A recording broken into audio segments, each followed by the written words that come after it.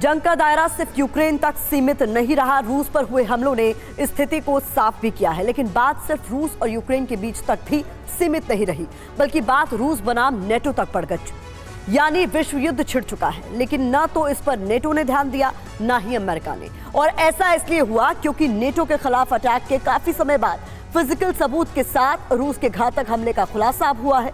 इस रिपोर्ट पे देखिए क्या है वो बड़ा खुलासा। नेटो बनाम रूस, वर्ल्ड वॉर 3 छिड़ चुकी है।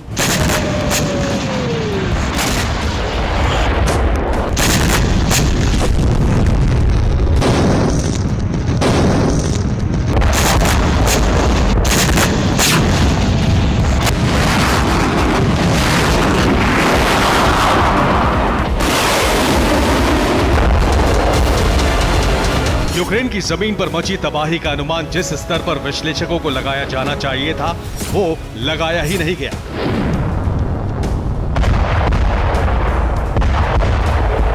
विश्व युद्ध की तैयारी तक सीमित सोच जिस दायरे तक होनी चाहिए थी, उसके आसपास भी कोई नहीं पहुंच सका, क्योंकि दुनिया जब बारूदी हाहाकार देखकर अनुमान लगा रही थी, उस वक्त रूस नेटो के खिलाफ एक्शन ले चुका था।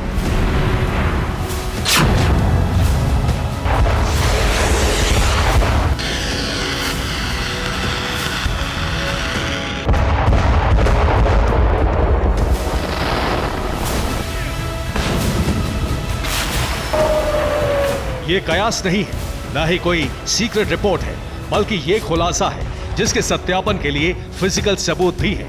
यही वजह है कि नेटो ने यूरोप समेत अमेरिका को अलर्ट कर दिया है और टारगेट बने पोलैंड में सबसे बड़ी हलचल शुरू हो चुकी है। अब इस हलचल को जानने से पहले टारगेट की स्थिति देखिए।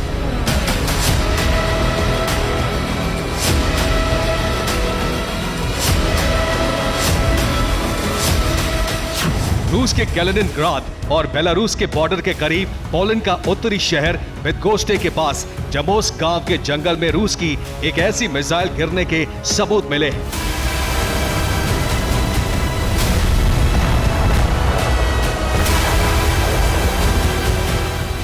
ना तो ये किसी डिफेंस सिस्टम की मिसाइल का मलबा है, ना ही कोई सामान्य मिसाइल के आसमान में ध्वस्त होकर गिरे पुर्जे हैं, बल्कि ये है रूस की KH-55 क्रूज मिसाइल के टुकड़े।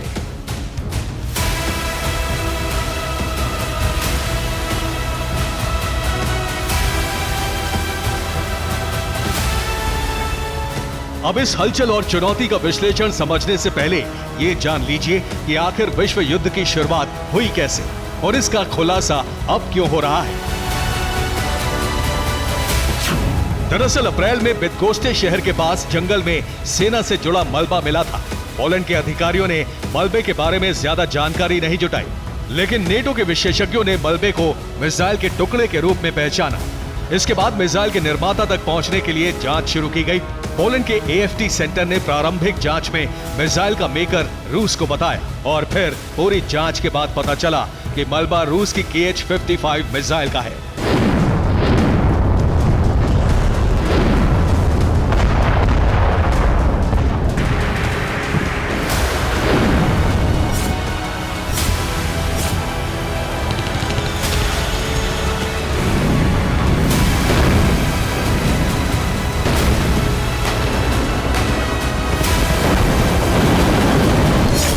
यानी वो मिसाइल जो रूस के अलावा दुनिया में किसी के पास नहीं है, उस हथियार को रूस ने नेटो के खिलाफ इस्तेमाल किया है।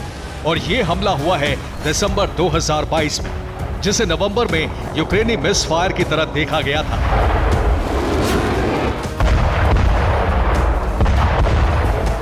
हालांकि रूस की तरफ से KH-55 मिसाइल दागे जाने के बाद यूक्रेन की सीमा के बाहर कोई दूसरा हमला नहीं हुआ है, इसलिए KH-55 के इस हमले को दो नजरियों से देखा जा रहा है। KH-55 को लेकर रूस का पहला नजरिया यह है कि रूस ने इसे मिसफायर किया।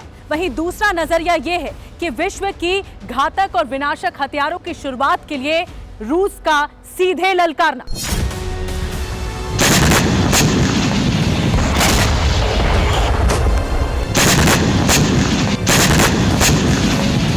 दरअसल विश्व युद्ध छिड़ना सिर्फ अनुमान नहीं है जो रूस की मिसाइल पोलैंड में गिरने के आधार पर लगाया गया हो, बल्कि विनाशक जंग की शुरुआत होना पोलैंड ने मान लिया है।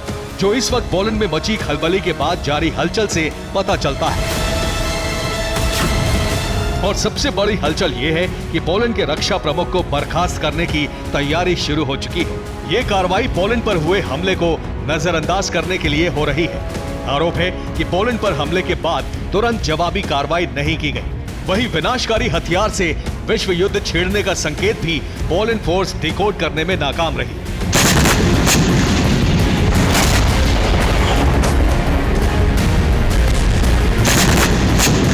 इस बार ना तो मिसाइल के मलबे का सोर्स पता लगा सकी, ना ही मिसाइल निर्माता को जानने में ज्यादा रुचि दिखा पाए। इसलिए अंदरूनी हलचल ज्यादा है। लेकिन सवाल विश्व युद्ध की शुरुआत का है। इस निष्कर्ष पर कैसे पहुंचा गया? दरअसल रूस के हथियार का पोलैंड तक पहुंचना ही विश्व युद्ध की शुरुआत के लिए कदम उठाने के बराबर है। लेकिन इससे भी कुछ बड़ा हुआ है।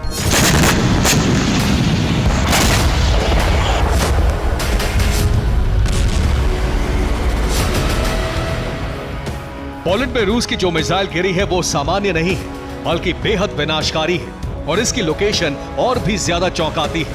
पहले लोकेशन समझ लीजिए।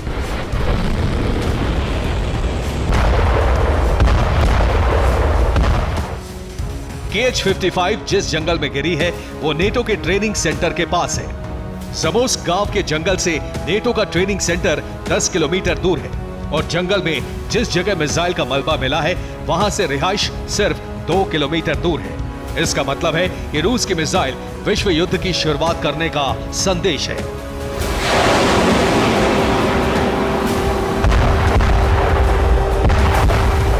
और ये संदेश क्यों है, इसे KH-55 मिसाइल की क्षमता से समझ लीजिए। KH-55 एक एयर लॉन्च क्रूज मिसाइल है। इसकी ऑपरेशनल रेंज 3000 किलोमीटर तक है। यह मिसाइल थर्मोन्यूक्लियर और पारंपरिक हथियार ले जाने में सक्षम है। इसके जरिए 200 किलोटन क्षमता का न्यूक्लियर ब्लास्ट किया जा सकता है और इस मिसाइल की खासियत है मल्टीपल गाइडेड सिस्टम। इन सभी क्षमताओं में सबसे ज्यादा चौंकाती है थर्मोन्यूक्लियर वेपन ढोने की काबिलियत, जिससे संदेश मिल गया कि रूस नेटो के खिलाफ हाइड्रोजन वेपन का इस्तेमाल कर सकता है, जिसे सांकेतिक रूप में नहीं बल्कि खुलकर शब्दों में कहा गया है।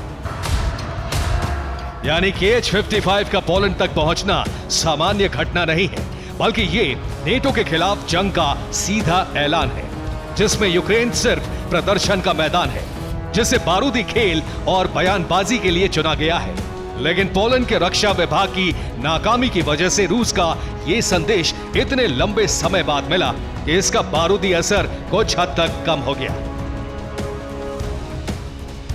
Bureau report, TV9 भारतवंश।